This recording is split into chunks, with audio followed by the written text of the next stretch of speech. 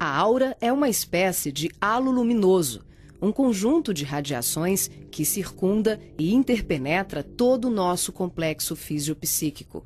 Conhecida também como psicosfera, fotosfera psíquica, veículo ou túnica de forças eletromagnéticas, ela é composta pelo conjunto de emanações dos diferentes campos multidimensionais ou corpos. Apresentamos aqui uma visão total de sua forma ovalada, onde temos o corpo físico, o duplo etérico, o corpo astral, o corpo mental, o corpo causal e os centros de força. Através da animação em 3 dimensões, podemos notar com maior clareza que a nossa aura não começa na superfície do corpo físico. Ela é formada por camadas, conhecidas como campos sutis ou campos dimensionais. O corpo físico é a parte mais interna do nosso complexo.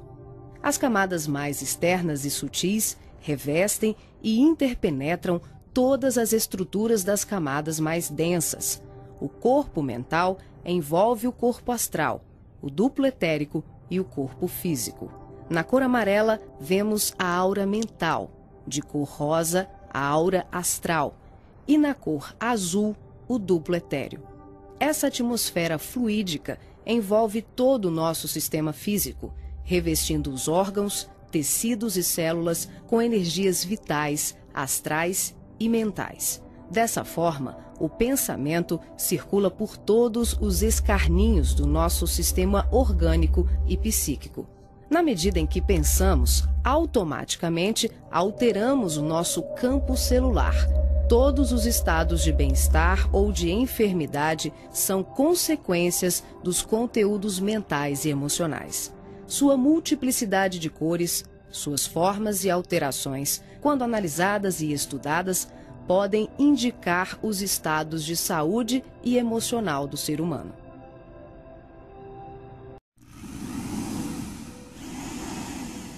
A palavra chakra vem do sânscrito e significa roda de luz, também conhecido como centros vitais, fulcros energéticos ou centros de força. Geralmente são visualizados por videntes e clarividentes como campos em forma de redemoinhos, com a aparência de uma flor, com pétalas irradiantes e coloridas. O nosso corpo é regido por esses centros, que vibram em sintonia uns com os outros ao influxo do poder diretriz da mente, estabelecendo um veículo eletromagnético no qual o pensamento vibra em circuito fechado antes de exteriorizar-se. Cada célula do nosso corpo pode ser considerada um motor elétrico ou diminuto centro vital. O complexo humano é formado por centenas de chakras, que são classificados como mínimos, menores, maiores, secundários, principais e primordiais. Esses centros de força desempenham diversas funções, dentre elas a de reger as atividades fisiológicas dos órgãos a eles relacionados. Levando em conta as várias escolas que estudam o tema, definimos como primordiais 10 centros: o coronário, o cerebral ou frontal, o ágina, o laríngeo ou da garganta, o cardíaco, o gástrico ou solar, o esplênico, o umbilical, o genésico ou sexual e o fundamental. Na animação, vemos a parte anterior e posterior de cada chakra, que juntas formam um só órgão. Esses centros de força giram em alternância, repetindo o sistema de respiração num movimento permanente de emissão e absorção de energia. O giro é sincronizado e complementar entre o chakra anterior e o posterior. Os chakras são formados por microtúbulos, que são estruturas ocas, compostas por inúmeros blocos de moléculas idênticas. Esse elemento base, aqui aumentado milhares de vezes, junta-se a outros microtúbulos, formando uma complexa rede capilar. São microtúbulos menores que se inserem em microtúbulos maiores, num processo sucessivo. São justamente esses microtúbulos de diversos tamanhos que dão ao chakra a aparência de pétalas. Aqui vemos um exemplo dos microtúbulos maiores. E aqui, microtúbulos menores preenchendo os microtúbulos maiores.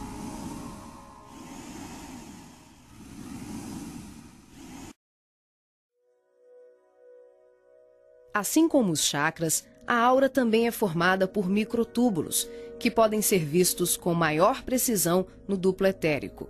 Os microtúbulos se afunilam, ficam cada vez menores e penetram os poros das membranas celulares. Como os citoplasmas das células é constituído em grande parte por água, que é uma das substâncias mais suscetíveis à magnetização, podemos concluir que o nosso bem-estar ou os nossos males físicos são frutos da nossa forma de ser e pensar. É assim que as vibrações positivas ou negativas geram saúde ou doença em nossas vidas. Tudo é resultado da direção e da qualidade que damos às nossas correntes mentais. Nessa animação, vemos através da aura e dos corpos. Os chakras estão ampliados e representados como lunetas se expandindo. Podemos observar o sincronismo das camadas mais externas com as mais internas. Temos os campos ligados ao corpo mental em amarelo, ao corpo astral em rosa e ao duplo etéreo em azul. Os centros de força das camadas superiores envolvem completamente os centros das camadas mais densas.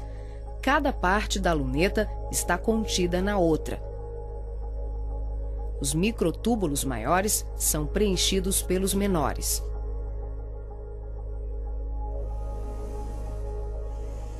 Responsável também por funções psíquicas, os chakras estão relacionados com algumas capacidades de percepção. São núcleos importantíssimos em vários processos mediúnicos, formando uma rede complexa de assimilação, armazenamento e emissão de vibrações ou energias mentais ou sutis. Os centros de força podem ser considerados portais dimensionais, por onde fluem as correntes mentais que assimilamos e emitimos em regime de sintonia durante as diversas manifestações medianímicas.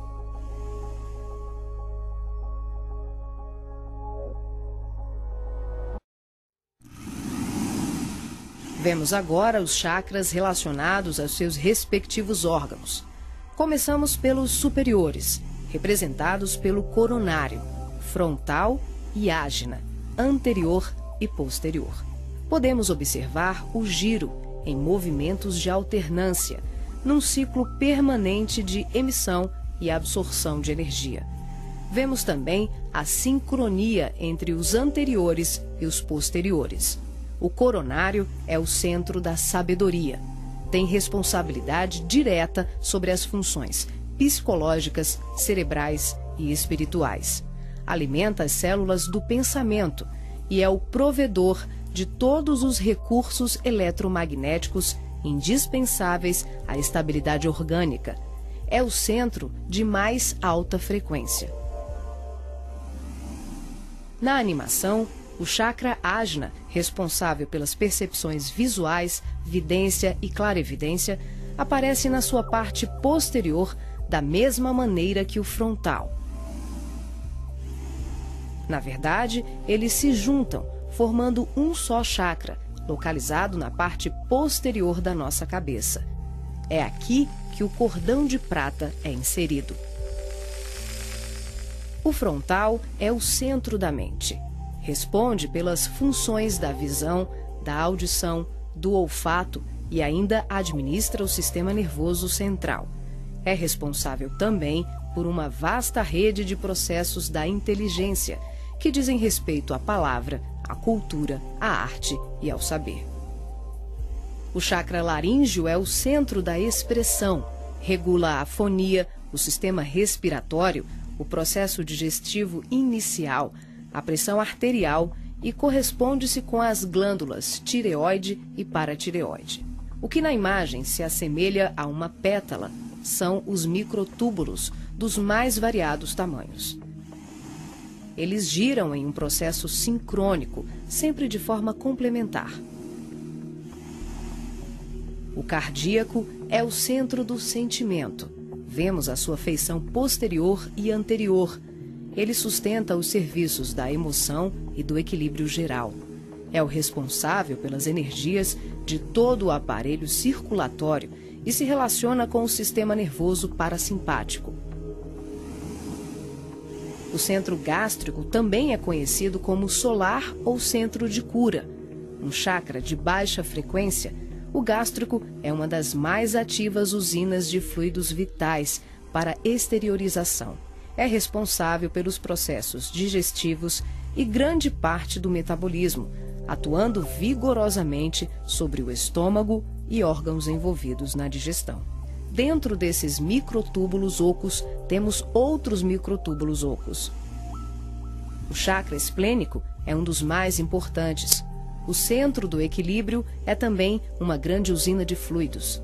Ele regula a distribuição e a circulação adequada dos recursos vitais em nosso corpo. A feição de pétalas que vemos nessa animação é por conta dos microtúbulos maiores. O umbilical completa as funções do gástrico e do esplênico. Na sua parte posterior, ele é menor. Nós ampliamos para demonstrar de forma clara como esses chakras se interagem. O genésico, conhecido também como chakra sexual, é o centro das formas e elevação. Exerce grande importância nos processos genésicos. Elabora densos campos fluídicos que, quando bem canalizados, podem propiciar vigorosos potenciais energéticos no campo do amor e da criatividade. O chakra fundamental trabalha como se fosse o posterior do coronário. Ele está na base inferior da coluna vertebral, na região do períneo, entre o ânus e os órgãos genitais. Forma, junto com o genésico e o básico, uma tríade, tão importante como o coronário, o frontal e o ágina. Integrado ao genésico, esse centro trabalha principalmente na captação de energias vindas da Terra, oriundas dos raios gama, da água e dos metais.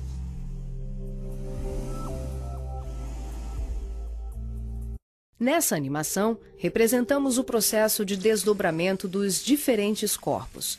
Vemos aqui a projeção ou saída dos corpos sutis do homem. O corpo físico permanece. O duplo etérico, o corpo astral e o corpo mental se exteriorizam. Os fios coloridos dão enfoque ao funcionamento dos cordões fluídicos, que são os responsáveis pela interação entre os corpos. Para ressaltar os fluxos mental, emocional e vital, subdividimos o cordão de prata, que assimila todos os fluxos, em 3. O cordão de prata propriamente dito, que liga o corpo físico aos demais corpos sutis, aqui representando apenas o fluxo mental. Em amarelo, o detalhamento do fluxo emocional.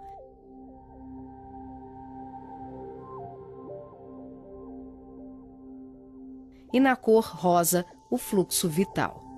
Esses cordões são semelhantes ao cordão umbilical, porém, a densidade deles é muito mais sutil. São, por assim dizer, vaporosos, uma espécie de laços aeriforme, luminescentes, e varia de acordo com a dimensão da região espiritual onde o ser se encontra.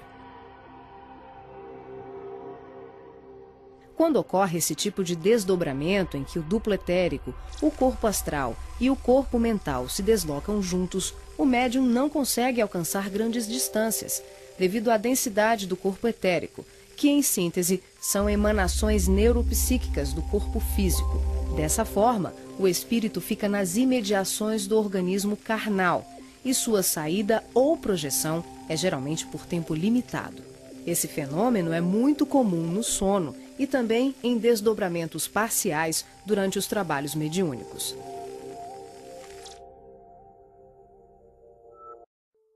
Nesse exemplo de desdobramento, a projeção se inicia com a exteriorização dos 3 corpos sutis, o duplo etérico, o corpo astral e o corpo mental. Em seguida, o passivo devolve ao corpo físico os eflúvios vitais, conhecidos em seu conjunto como duplo etérico, que tem como uma de suas funções assegurar o equilíbrio entre a alma e o corpo de carne, garantindo o calor indispensável à colmeia celular. Desembaraçado dos veículos mais densos, corpo físico e duplo etérico, o médium se desloca com o corpo astral, envolvido pelo corpo mental e pelos outros corpos mais sutis, aqui não representados. Ao devolver as energias neuropsíquicas, o médium projetado fica, por assim dizer, mais leve e ágil, o que lhe permite uma melhor condição de trabalho e observação, além de lhe possibilitar o deslocamento para regiões diversas. Ele pode viajar para qualquer lugar do espaço, incluindo o plano físico e o extrafísico. O corpo astral, envolvido pelo corpo mental, fica permanentemente conectado ao corpo físico pelo cordão de prata, que também é conhecido como cordão fluídico. Trata-se de um laço, um feixe energético extremamente flexível e expansível, que é formado de microtúbulos, a exemplo dos chakras, e mantém um fluxo energético bidirecional entre os corpos densos e sutis. Esse fluxo vibratório de nutrição faz com que o espírito perceba, de imediato, tudo aquilo que possa vir a ocorrer ao corpo físico durante o desdobramento. Na volta, podemos observar como ocorre a reentrada dos corpos mais sutis, na conjugação com o corpo físico e etérico. Aqui temos o desdobramento do corpo mental. Os 3 corpos saem. O médium devolve ao corpo o duplo etéreo e apenas o corpo mental se projeta. A animação demonstra que, em qualquer tipo de desdobramento, os corpos permanecem conectados entre si através do cordão de prata e dos fluxos energéticos. Em relação ao corpo mental, ocorre muito mais um fluxo mento-emotivo que propriamente um cordão densificado, como mostra o vídeo. Esse tipo de projeção permite ao médium se deslocar para qualquer lugar do universo com uma percepção muito maior, visitando regiões astrais e mundos superiores que estão bem além das colônias de transição, geralmente descritas na literatura espírita. O corpo mental é o envoltório sutil da mente. Tem a forma ovalada ou ovoide, que define o formato da totalidade da nossa aura. O mental também é o responsável pela formação do corpo perispiritual ou corpo astral. É o corpo que permanece quando perdemos os demais corpos, por avanço evolutivo, por desequilíbrio profundo, como na ovoidização, ou em operações atinentes a certos renascimentos na crosta terrena. É por essa razão que os espíritos que perderam os corpos mais densos, corpo físico, duplo etérico e corpo astral, por monodeísmo, permanecendo envolvidos apenas pela túnica mental, são chamados de ovoides ou esféricos. Essa animação exemplifica como se dá a interação por expansão da consciência, sem que haja nenhuma dissociação dos corpos densos e sutis. As percepções dos mundos astral e mental, além das comunicações mediúnicas especiais, como a recepção de correntes de pensamentos, podem ser realizadas sem que haja o desdobramento de nenhum dos nossos corpos. Esse fenômeno se manifesta pela expansão simples e ampla da consciência. É um processo interior de qualificação e sutilização do medianeiro, um acesse.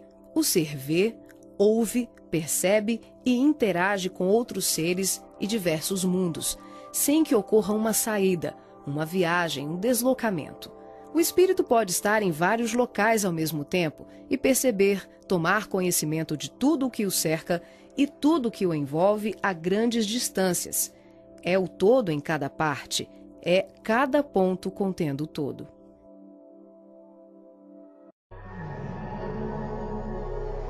Nessa animação, visualizamos os espíritos revestidos apenas pela túnica ou corpo mental, após a perda do corpo astral ou perispiritual, quando tomamos a parte pelo todo. São denominados pelo espírito André Luiz de esferoides ou ovoides, tristes mentes humanas sem apetrechos de manifestação, verdadeiros fetos ou amebas mentais, que são utilizados por mentes criminosas e perversas em processos obsessivos, tecnicamente organizados, tanto em relação aos desencarnados como encarnados. Geralmente se apresentam em forma ovalada, da dimensão de um crânio humano de aspecto gelatinoso, com características amorfas e colorações que variam de um acinzentado escuro ao negro e ao avermelhado. A perda do corpo astral ou ovoidização são atinentes a vários processos, que vão da reencarnação à sublimação do espírito. Aqui, focalizamos o sentido inferior dessa ocorrência, quando a personalidade desencarnada continua no além-túmulo, o cultivo das ideias de ódio, vingança, autodestruição, culpa, egoísmo, apego vicioso, gerando uma fixação monodeística, que é a tendência da consciência de fixar o pensamento em uma só ideia, provocando alterações fisiológicas e anatômicas no veículo perispiritual. As partículas mentais circulam em circuito fechado pelo campo da aura e são absorvidas pelos chakras, provocando a assimilação de forças degradantes pelas células perispirituais, que passam a operar em regime de desequilíbrio, até que pela repetição incessante e de longo curso de tal mecanismo, o ser gasta, por assim dizer, o seu corpo astral ou perispiritual, ficando revestido apenas pelo corpo mental. Como a mente é o fundamento organizador de todos os nossos tecidos grosseiros e sutis, as cristalizações do pensamento em circuito fechado, em verdadeiros processos de auto-hipnose, de ondas negativas, de ódio, mágoas e diversos outros sentimentos de baixa vibração, acabam gerando uma atrofia do corpo espiritual da criatura em desequilíbrio, perdendo temporariamente o desenho humano. Os ovoides, quando são atraídos e localizados por mentes perversas no campo da aura de encarnados ou desencarnados, passam a viver em regimes simbióticos com suas vítimas, absorvendo-lhes as forças psíquicas em movimento automático de sucção, à semelhança de vários parasitas encontrados na natureza, levando à desorganização das estruturas psíquicas daqueles que lhes sofrem ação doentia. Dependendo das parcelas de créditos e débitos entre os litigantes de tão triste quadro, as relações vindicativas podem se prolongar para além da morte física do hospedeiro. Essas obsessões dolorosas não são ocorrências raras, mas processos comuns provocados pela ignorância e paixões daqueles que permitem enovelarem-se nas teias do ódio e da vingança. O caminho dos ovoides, em tão triste condição, é a esfera do recomeço, as reencarnações na crosta terrena ou em setores outros de vida congênere, tal qual a semente destinada à cova escura para trabalhos de produção, seleção e aprimoramento.